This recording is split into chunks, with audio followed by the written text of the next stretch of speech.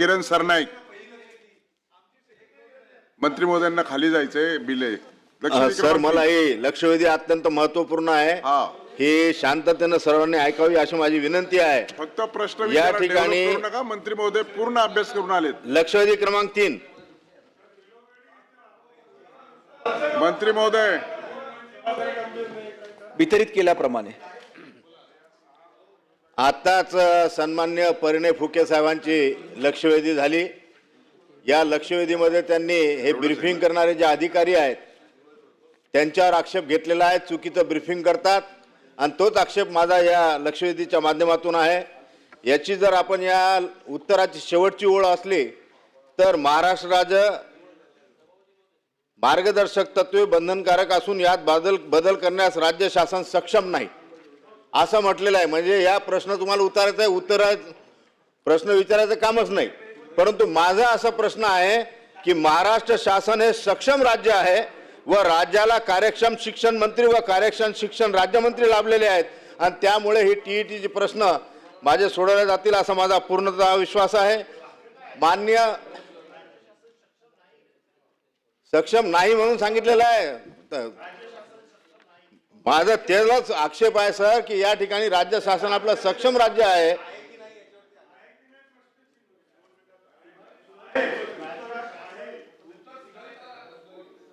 या ठिकाणी सभापती महोदय, या लक्षवेधीच्या संदर्भात बालकांचा मोफत व सक्तीचा शिक्षणाचा अधिनियम 2009 यातील नियम 23/1 नुसार मान्य सर्वोच्च न्यायालयाने दिनांक 1/9/2025 रोजी 1 ते 8 पर्यंत शिकवणाऱ्या शिक्षकांना टीईटी परीक्षा ही अनिवार्य केलेली आहे. सन्मान्य सभापती महोदय, हा अधिनियम 2009चा आहे. त्यामुळे महाराष्ट्र शासनाने फेब्रुवारी 2013 पूर्वीचे शिक्षकांना शिक्षक पात्रता टीईटी मधून सूट दिली होती. परंतु मान्य सर्वोच्च न्यायालयाच्या निर्णयामुळे आज रोजी जे शिक्षक सेवेमध्ये कार्यरत आहेत त्या सर्वांना ही टीईटी परीक्षा अतिशय बंधनकारक केलेली आहे.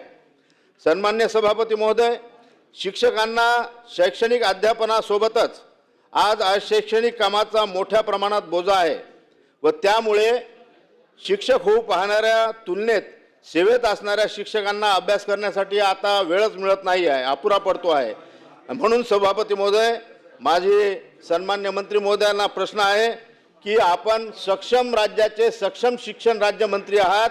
आमची मागणी ही आहे की टीईटी परीक्षा ही रद्द झाली पाहिजे.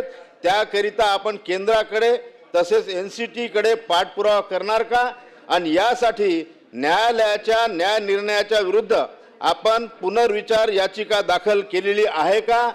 त्यानंतरचा माझा प्रश्न आहे की या ठिकाणी आपल्या उत्तरामध्ये आपण सांगितलेलं आहे, सभापती महोदय माझ्या या लक्षवेधीकडे लक्ष केंद्रित करावं. आपल्या उत्तरामध्ये टीईटी परीक्षेचा निकाल हा फक्त 11.28% लागलेला आहे असं आपण उत्तरात सांगितलेलं आहे. सदर टीईटी परीक्षा रद्द होईपर्यंत माझा प्रश्न आहे, सेवा अंतर्गत शिक्षकांकरिता शिकवत असलेल्या इयत्तेवर आधारित अभ्यासक्रम जे आहेत त्या परीक्षा आपण आयोजित करणार का? त्याचप्रमाणे केंद्र शासनाची शिक्षक पात्रता परीक्षा सामान्यतः वर्षातून 2 वेळा घेण्यात येते. 2000 आपण त्याच्यामध्ये 9 वेळा परीक्षा घेण्यात आली, पण ती 2013 पासून घेण्यात आलेली आहे. माझा प्रश्न हा आहे की 2026-27 नंतर या शिक्षकांना पुन्हा 9 वेळा संधी आपण देसाल का परीक्षा देण्यासाठी आणि पात्रता होण्यासाठी?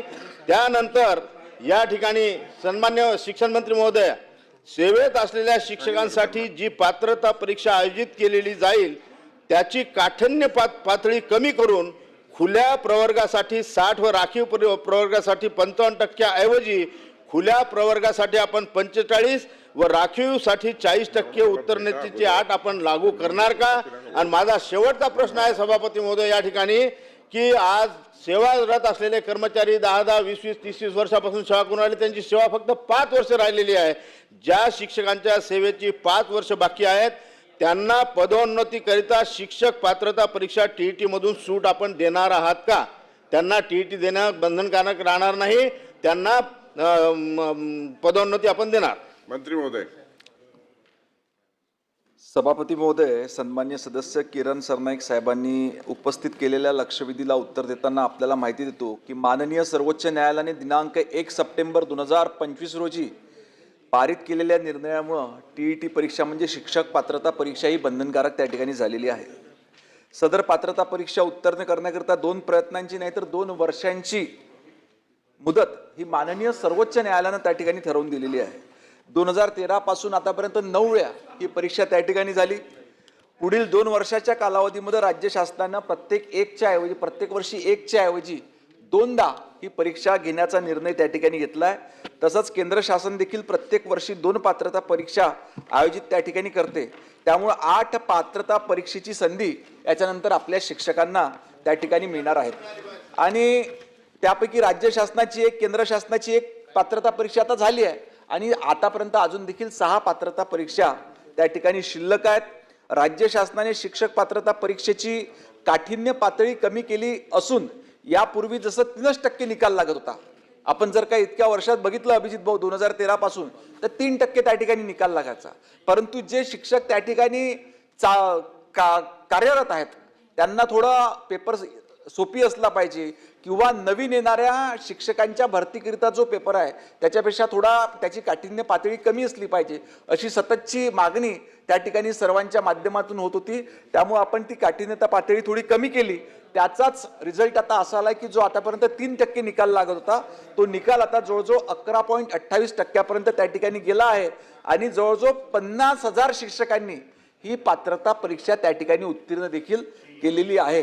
आणि विधी व न्याय विभागाने आपण जे पहिले विनंती केली होती की बाबा पुनर्लोकन याचिका आपल्याला सादर करायची आहे, आपण नागपूरमध्ये तशी बैठक घेऊन शब्द देखील दिला होता. सुरुवातीला विधी व न्याय विभागाने ती परवानगी नाकारली होती, परंतु पुन्हा आपण त्यांना विनंती केली की सर्वोच्च न्यायालयात पुनर्विचार याचिका दाखल करण्याची विनंती केली आणि आता त्याला विधी व न्याय विभागानं परवानगी दिली असून आपण पुन्हा त्या ठिकाणी पुनर्लोकन याचिका दाखल करणार आहोत. आणि राष्ट्रीय शिक्षक शिक्षण परिषदेच्या मार्गदर्शक तत्वानुसार हे जे RT ऍक्ट नुसार राष्ट्रीय शिक्षण परिषदेलाच सर्वोच्च संस्था असून क्वालिफिकेशन जे आहे ही त्या ठिकाणी राष्ट्रीय शिक्षण परिषदच त्या ठिकाणी ठरवत असते. याच्यामध्ये राज्य सरकारला हस्तक्षेप त्या क्वालिफिकेशन मध्ये करता येत नाही.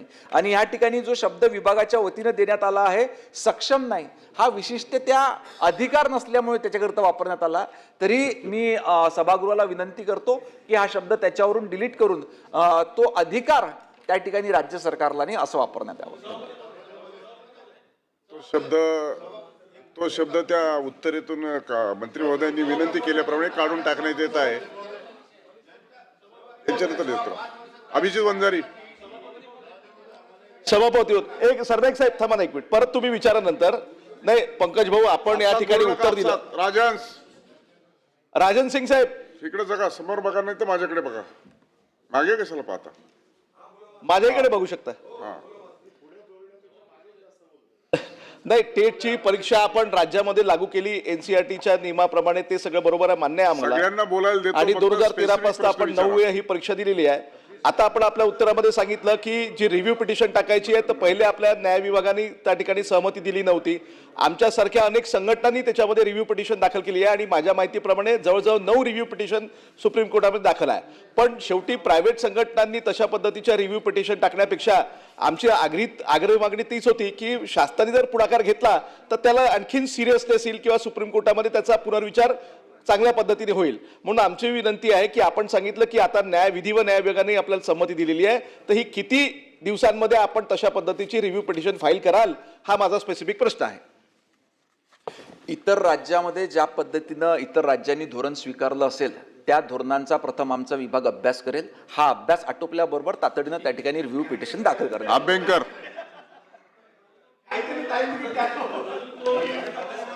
सभापती महोदय धन्यवाद.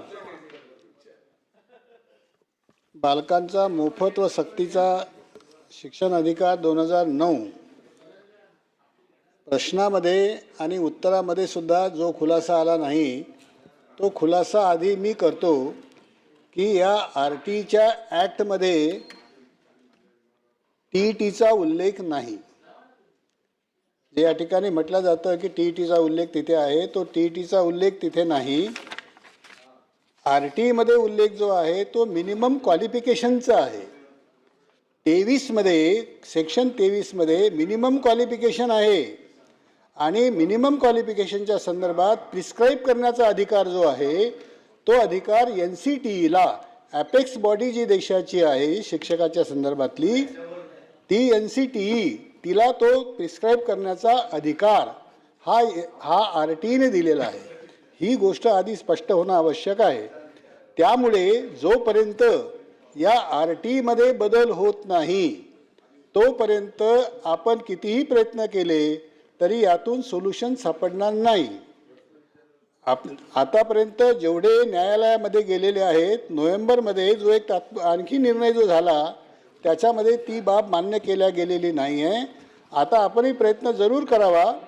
न्यायालयामधून जर आपल्याला या बाबतीत काही निर्णय मिळाला तर ठीक आहे, अन्यथा यामध्ये RTमध्ये आपण बदल करणार आहोत का तो करण्यासाठी जे आहे म्हणजे केंद्र शासनाला पार्लमेंटमध्ये हा विषय आला पाहिजे. आम्ही प्रयत्न केलेला आहे त्या पद्धतीने. 2 प्रकारचा बदल याच्यामध्ये होणं आवश्यक आहे. मिनिमम क्वालिफिकेशनची व्याख्या जी दिलेली आहे व्याख्याच्या सदरामध्ये सेक्शन 2मध्ये व्याख्या दिलेल्या आहेत Q एक Rची व्याख्या देणं आणि मिनिमम क्वालिफिकेशन म्हणजे number 1 academic qualification, number 2 professional qualification आणि नंबर 3 जे आहे ते ॲडिशनल क्वालिफिकेशन व्हायला पाहिजे. TET मॅन्डेटरी होऊ शकत नाही. हा बदल जोपर्यंत आपण त्या डेफिनेशनमध्ये करत नाही नंबर 1 आणि नंबर 2 असं आहे की 23मध्ये मिनिमम क्वालिफिकेशन हा शब्द वापरला. Minimum qualification as describe in section 2R अशा प्रकारचा बदल जर पार्लमेंटने केला तर हा प्रश्न आपोआप सुटू शकतो. त्याप्रमाणे आपण आपल्या महाराष्ट्रामधल्या संसदेच्या सदस्यांच्या मार्फतीने अशा प्रकारचा प्रयत्न आपण करणार आहात काय हा माझा प्रश्न आहे. दुसरं असं की जर समजा या 2 वर्षाच्या कालावधीमध्ये आपण 2 परीक्षा ठेवलेल्या आहेत. 4 परीक्षांमध्ये जर हे विद्यार्थी हे शिक्षक उत्तीर्ण झाले नाहीत थोडक्यात प्रश्न घ्या. हे शिक्षक उत्तीर्ण झाले नाहीत तर याच्यापूर्वी 10वा वर्ग पास आणि D.Ed हे मॅन्डेटरी केलं होतं. 7वा वर्ग पास ज्युनियर PTCला ते पास होऊ शकले नाहीत म्हणून राज्य शासनाने धोरणात्मक निर्णय घेतला होता आणि त्यावेळेचा निर्णय असा होता की जे पास झाले नाहीत त्यांना डीम ट्रेन म्हणून गव्हर्नमेंटनं घोषित केलं होतं. 2 वर्षाच्या अथक प्रयत्नानंतर आमचे शिक्षक जर TET नाही झाले तर त्याचप्रमाणे जे धोरण आधी घेतलं होतं त्याच धोरणाप्रमाणे यांना आपण डीम TET म्हणून घोषित करणार आहात काय. तिसरं एक आहे की पदोन्नतीमध्ये कोणत्याही प्रकारची अडचण आधी केलेलं आहे. मी जे आधी केलं तेच मी आपल्याला सांगतो आहे. प्रमोशनच्या संदर्भात कोणत्याही प्रकारची अडचण येऊ शकत नाही कारण 2 वर्षाकरता मुदत दिल्या गेलेली आहे. 2 वर्षेपर्यंत म्हणजे subject to the condition he or she gets through TET अशा प्रकारची कंडिशन घालून प्रमोशनचा मार्ग हा त्यांचा आपण मोकळा करणार आहात काय. मंत्री महोदय. सभागृहाचे ज्येष्ठ सदस्य सन्माननीय अभ्यंकर साहेब तसंच माजी शिक्षण उपसंचालक हा विषय महत्वाचा आहे. यांनी अभ्यंकर साहेबांना माझी विनंती राहील की आपण सांगितलं की आपण आता किती प्रयत्न केला का बा पुनर्लोकन याचिका दाखल केली तरी काही सुप्रीम कोर्ट त्या ठिकाणी मान्य करणार नाही. याच्यामध्ये आपल्या सभागृहातल्या सदस्यांमध्ये 2 मतं दिसून येते. आतापर्यंत सरकारवर हे करत होते का तुम्ही पुनर्लोकन याचिका दाखल करत नाही. त्याच्यामुळे आपलं एकमत त्या ठिकाणी नाही आपण शंका व्यक्त केली की पुनर्लोकन याचिका दाखल करून आहे की नाही. मग आता आपण जर का केली नाही तर अजून बाकीचे सदस्य म्हणत आहे का दाखल करणार का नाही. आपला काम आहे प्रयत्न करणे. शेवटी तुमचा आमचा सरकारचा प्रयत्न हाच आहे की आपल्या त्या ठिकाणी कार्यरत असलेले शिक्षक हे ह्या कठीण प्रसंगातून सावरले गेले पाहिजे. याच्याकरिता आपण निश्चितपणे पुनर्लोकन याचिका त्या ठिकाणी सादर करू आणि केंद्र शासनाला आपण याच्या देखील आधी वारंवार विनंती केली आहे की आम्हाला मार्गदर्शन द्या. आमच्या शिक्षकांची अशी अडचण त्या ठिकाणी होते आहे. परंतु हा सर्वस्वी निर्णय त्या ठिकाणी आपण सांगितलं बरोबर आहे की आरटीई मध्ये कुठेही दिलं नाहीये, पण आरटीईने एनसीटीला अधिकार त्या ठिकाणी दिलेला आहे आणि एनसीटी ठरवते की मॅक्झिमम क्वालिफिकेशन त्या ठिकाणी काय असलं पाहिजे. म्हणून एनसीटीच्या मार्गदर्शक सूचनाच्या अनुषंगानंच त्या ठिकाणी राज्य सरकार काम करते आहे. म्हणून जोपर्यंत त्या ठिकाणावरून खुलासा होत नाही किंवा रिलॅक्सेशन तिथून देता येत नाही, तो निर्णय आपल्याला राज्य स्तरावर या ठिकाणी घेता येणार नाही. नाही, त्यांनी मान्य केलं की हा विषय पार्लमेंटमध्येच होतो आणि मग पार्लमेंटच्या मेंबर ऑफ पार्लमेंटला तुम्ही एकत्रित करून सांगणार का? राज्य सरकारच्या वतीनं आधीच केंद्र सरकारला विनंती केली आहे.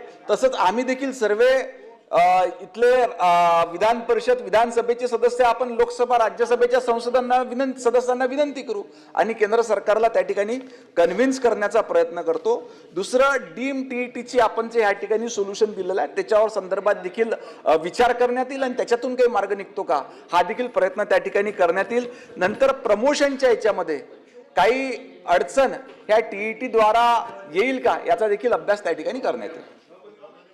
लिंगडे. सभापती महोदय, महाराष्ट्रामध्ये ही टीईटीची अट रद्द करण्याकरता ज्याप्रमाणे तामिळनाडू शिक्षण विभागाने 1 सप्टेंबर 2025 रोजी किंवा त्यापूर्वी नियुक्त झालेल्या शिक्षकांकरता एक विशेष पात्रता परीक्षेचे आयोजन केलेले आहे, त्याप्रमाणे म्हणजे तामिळनाडू सरकारप्रमाणे महाराष्ट्र या पद्धतीचं शिक्षकांना संधी देण्याकरता परीक्षेचं आयोजन करणार का, हा माझा एक स्पेसिफिक प्रश्न आहे. आणि दुसरा प्रश्न असा आहे की टीईटीचं अजून जे काही धोरण आहे ते महाराष्ट्र सरकारने अजून कुठलाही धोरणात्मक याच्यामध्ये निर्णय घेतलेला नाही आहे. त्यामुळं पदोन्नती करता टीईटीची अट ही अनिवार्य आहे का? कारण अनेक पदोन्नती ज्यांची अजून राहिलेली अशा शिक्षकांना अनेक कार्यालयातून कंपल्सरी पदोन्नती करता सुद्धा टीईटी पात्र होणे गरजेचे आहे असं सचिव शालेय शिक्षण विभागांनी पत्र काढलंय आणि असा उतावळेपणा महाराष्ट्रात प्रत्येक शिक्षण विभागातल्या कार्यालयाकडनं असे पत्र निघून राहिलेले आहे. त्यामुळं हे अनिवार्य आहे का याचा खुलासा या ठिकाणी मंत्री महोदयांनी करावा. अध्यक्ष महोदय, सभापती महोदय, मी आधीच सांगितल्याप्रमाणे निश्चितपणे इतर राज्यांनी जे निर्णय घेतला आहे त्याचा अभ्यास आपल्या राज्यामार्फत देखील करणं चालू आहे. आता आपल्याला पुनर्वलोकन याचिका दाखल करण्याची देखील परवानगी त्या ठिकाणी विधी व न्याय विभागाकडून मिळाली आहे. परंतु आता विधी व न्याय विभागानं टीईटी अर्थधारक शिक्षक पदोन्नतीसाठी पात्र हे LNGD तेच पात्र राहतील जे टीईटी अर्थधारक आहे असं आपल्या विधी व न्याय विभागानं त्या ठिकाणी लिहून दिलेलं आहे. त्याच्यामुळं तुर्तास तरी आपल्याला टीईटी ही त्या ठिकाणी बंधनकारक राहणार आहे.